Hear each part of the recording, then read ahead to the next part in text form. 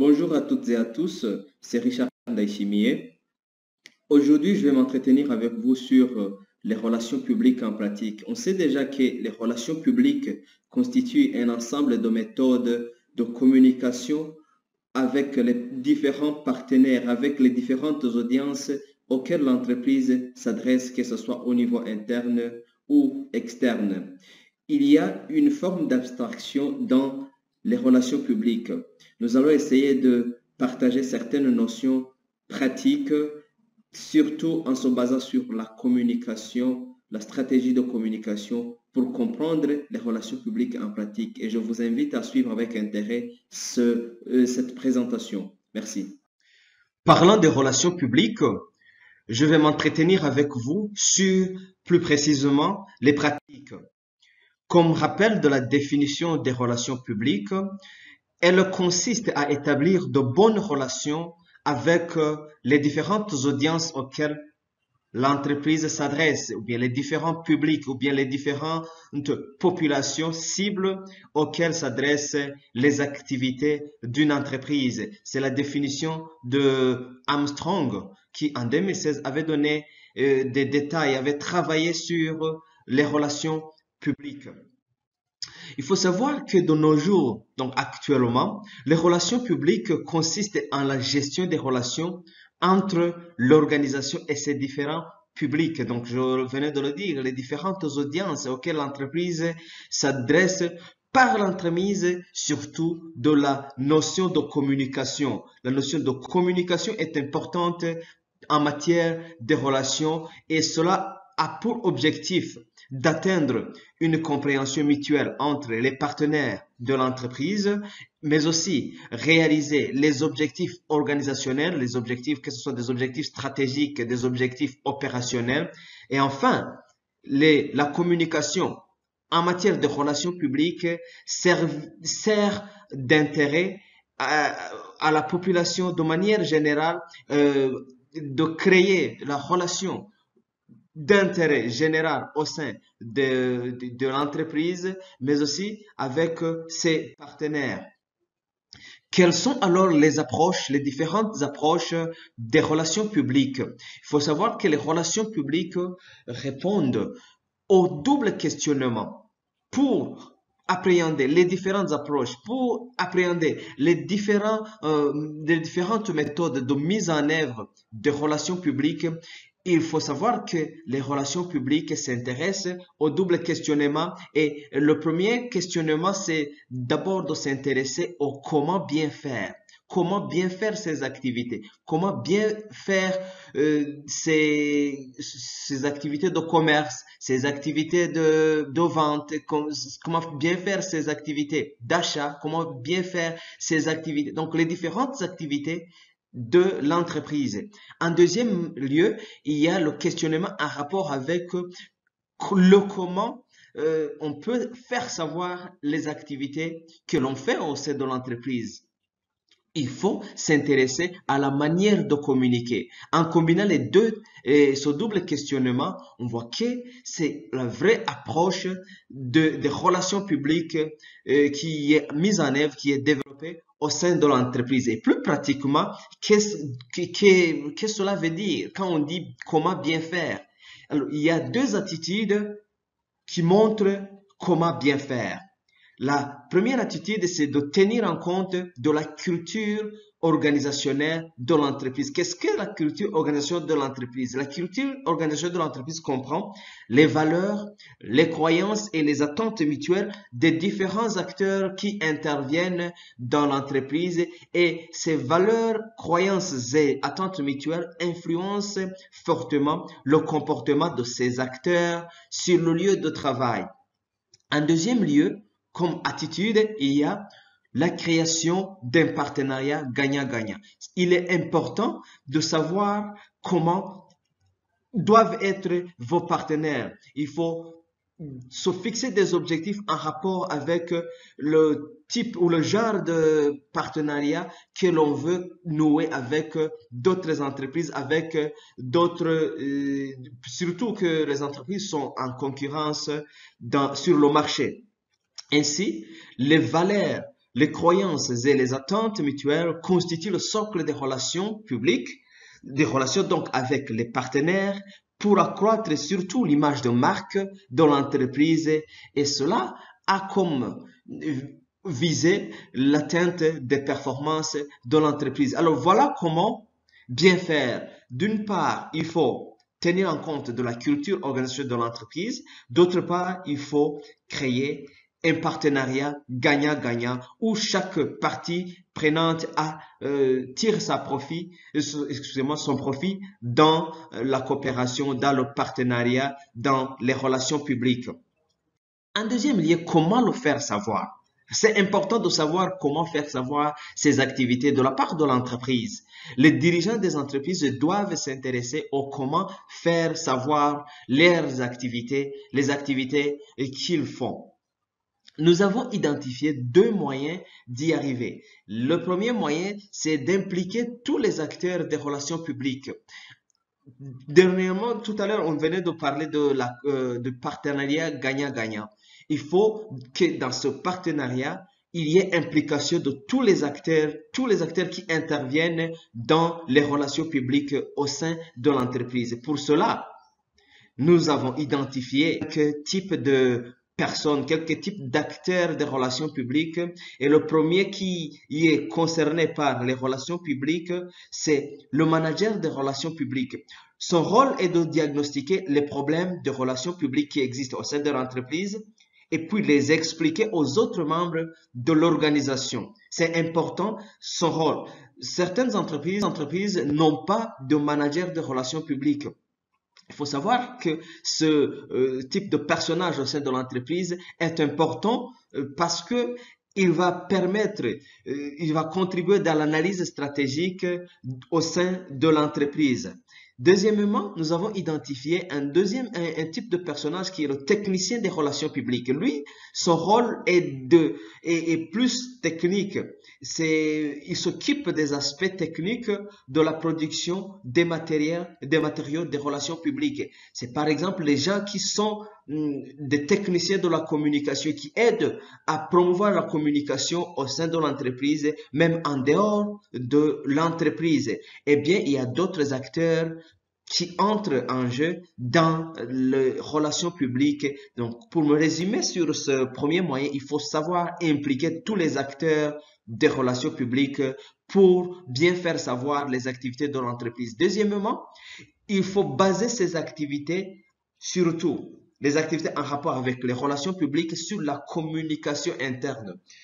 C'est la communication interne qui est là qui aide pour améliorer les conditions de travail, les conditions de vie des salariés au sein de l'entreprise. Quand on aura amélioré les conditions de vie des salariés au niveau des entreprises, cela facilite la création des partenariats, parce que le partenariat doit débuter à l'intérieur de l'entreprise et puis se développer à l'extérieur de l'entreprise. Donc, il faut une communication interne efficace au sein de l'entreprise.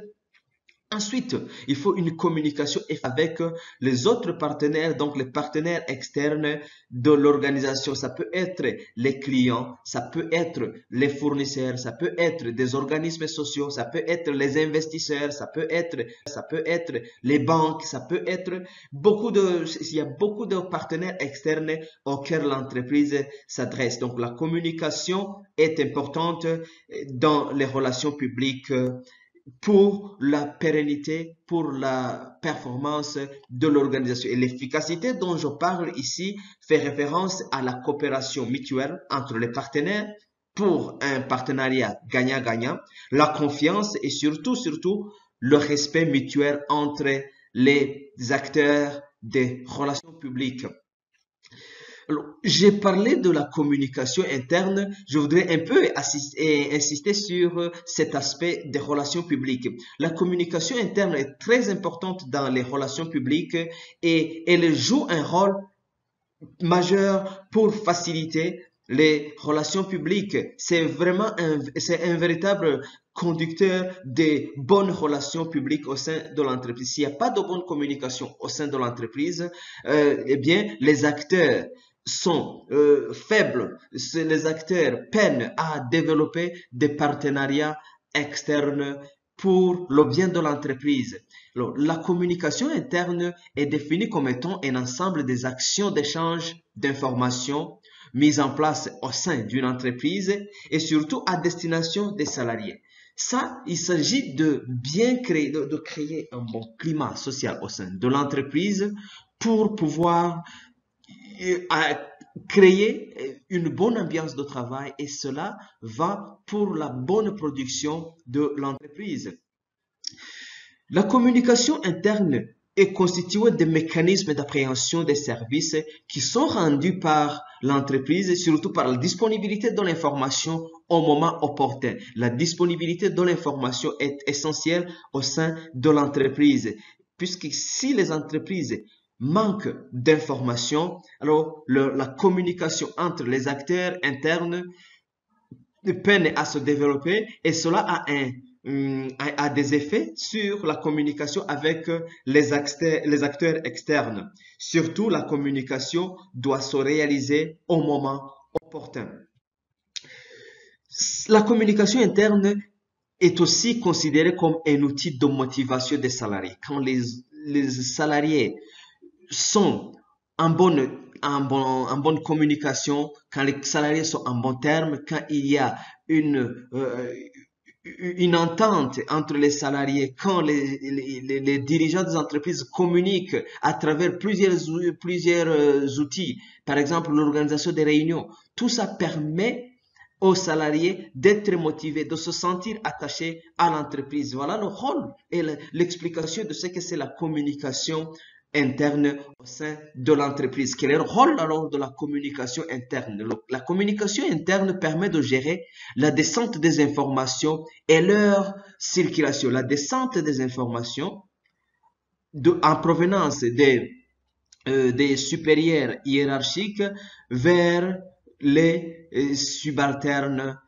Voilà, ça c'est le premier rôle de la communication interne. Ensuite, la communication interne aide les cadres managers à mieux circuler l'information. Cela peut être une communication horizontale entre les différents managers, les différentes équipes au sein de l'entreprise, les différents chefs de département. Cette communication horizontale permet à l'entreprise de bien de gérer son climat social et cela est important, c'est un des rôles de la communication interne. Ensuite, la communication interne contribue à la gestion du climat social. Je l'ai dit tantôt, le climat social fait que les gens soient motivés, soient attachés à travailler, à produire pour l'entreprise et cela est important pour développer une communication externe avec les autres partenaires. Enfin, la communication interne participe au recrutement interne. La communication interne est un outil qui va permettre de chercher les candidats d'abord au sein de l'entreprise pour voir si il n'y a pas de compétences déjà disponibles pour un tel poste dans une entreprise avant de faire le recrutement externe. Voilà les 4 principaux rôles de la communication interne. Quelles sont alors les conditions de réussite de la communication interne? Je l'ai dit dans les relations publiques, en expliquant les relations publiques. Il faut impliquer tous les partenaires. Il faut impliquer tous les partenaires, surtout les partenaires des relations publiques, les acteurs des relations publiques. Il faut les impliquer et que l'implication soit effective pour qu'il y ait production de l'information nécessaire au moment opportun et cela va permettre à diversifier les partenaires avec qui on collabore quand on aura assuré la communication à l'interne. En deuxième lieu, les conditions de réussite, il faut une implication particulière des salariés. L'implication particulière des salariés est importante parce que les salariés constituent la majeure partie des acteurs qui communiquent à l'interne de l'entreprise. Si ces acteurs ne communiquent pas, cela a une influence, a un effet plutôt sur la performance des organisations. En troisième lieu, une communication interne réussit quand elle vise la cohésion des équipes. Si la communication interne vise la division entre les membres des équipes, alors ça ne va pas réussir. Il faut que plutôt la communication interne vise la cohésion, que les équipes soient soudées pour atteindre les objectifs communs. Quatrièmement, la réussite d'une communication interne doit viser d'abord la promotion du management des talents. Si les talents ne sont pas promus, s'il n'y a pas de communication sur les talents, alors il y a difficulté à pouvoir exprimer ses attitudes, ses idées. Il y aura difficulté pour l'entreprise de réussir sa communication interne. Il faut que les talents émergent et que le personnel communique sur ses talents, et c'est une sorte de motivation au sein de l'entreprise. Avec ces conditions de réussite, si une fois remplies, on aura alors de bonnes relations au sein de l'entreprise, de bonnes relations publiques au sein de l'entreprise, mais aussi cela va se répandre sur les relations publiques à l'extérieur, donc la communication avec l'extérieur de l'entreprise.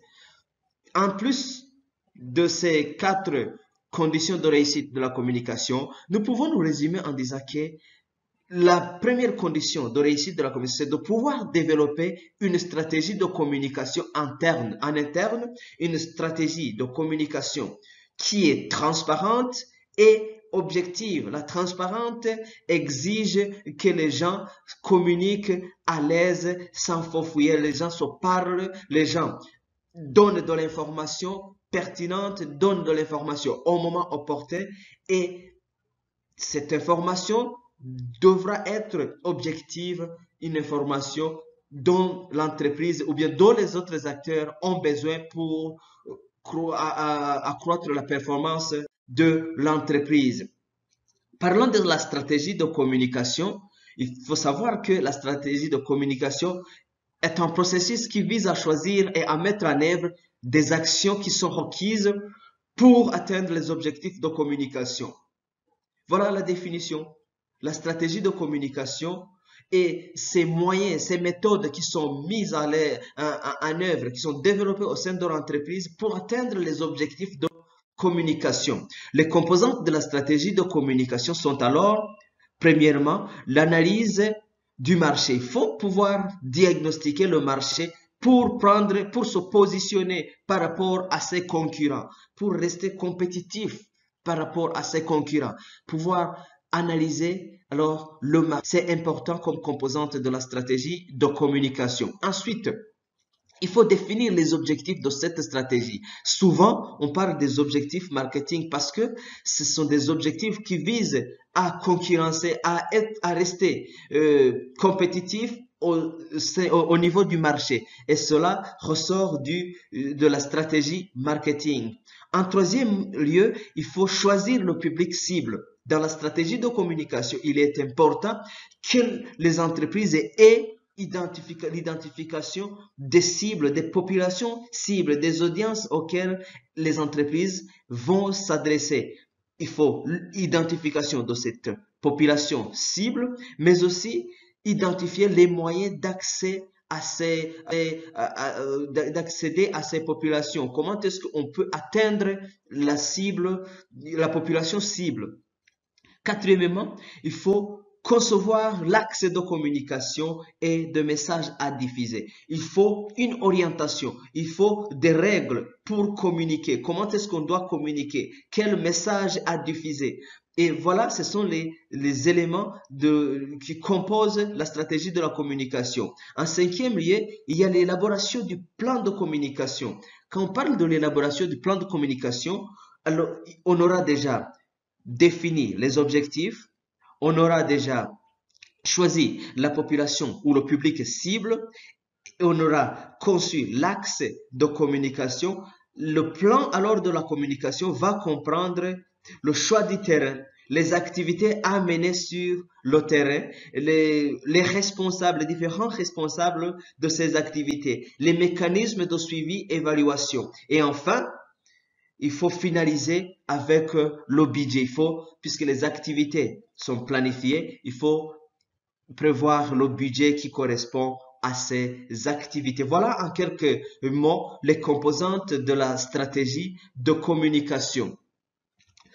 L'objectif en tout cela est de se faire connaître à l'extérieur, se faire connaître à l'extérieur, ensuite mettre en œuvre le projet de l'entreprise et accroître l'image de l'entreprise. Voilà les quelques objectifs de la stratégie de communication. Et de manière générale, la stratégie de communication vise la compétitivité et la performance de l'entreprise. Présentation, je parlais de la stratégie de communication. Alors, il y a plusieurs types de stratégies de communication. Il y a la stratégie de coopération qui consiste à trouver le juste milieu entre les besoins du consommateur et les intérêts de l'entreprise. Ensuite, il y a la stratégie de résistance ou d'opposition. C'est le type de stratégie de communication. Deuxièmement, on parlait de la stratégie de résistance. Il s'agit de rester sur les positions sans tenir compte des besoins des consommateurs, des produits externes.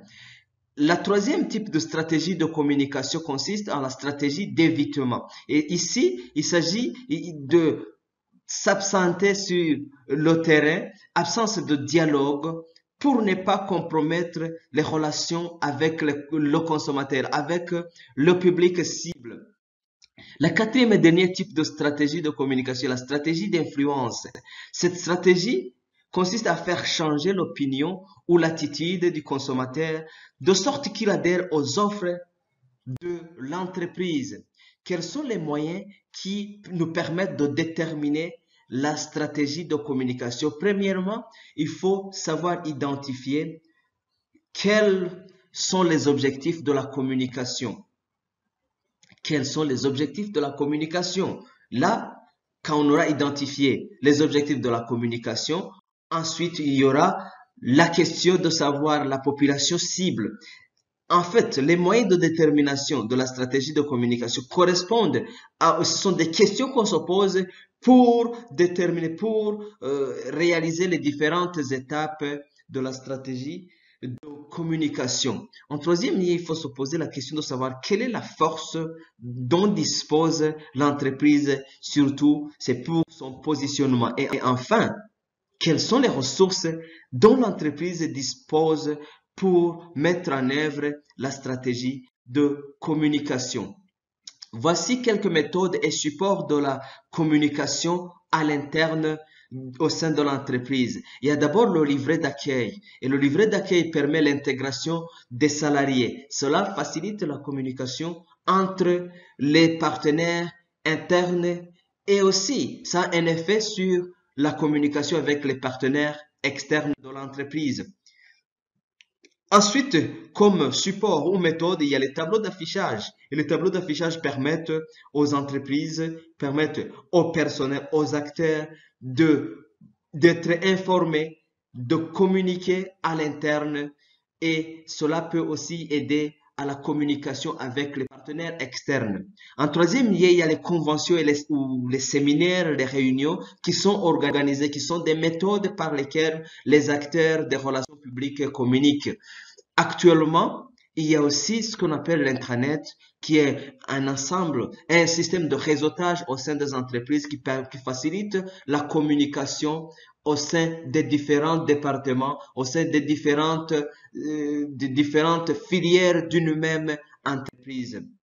Et en résumé, nous avons parlé de la définition des relations publiques et nous avons montré quelques éléments de pratique des relations publiques et surtout la particularité de la communication interne. Et comme conclusion, je pourrais dire que les relations publiques, selon Deganet, constituent un art de mettre en valeur les entreprises et les organisations qui y ont recours et de créer un sentiment de sympathie entre elles, entre donc les différentes entreprises et leurs différents publics cibles, donc les différentes audiences auxquelles les entreprises s'adressent. Voilà, c'était Richard Ndayishimiye qui vous parlait des relations publiques en pratique et je vous remercie. Voilà, l'adresse email pour tout contact et je vous remercie.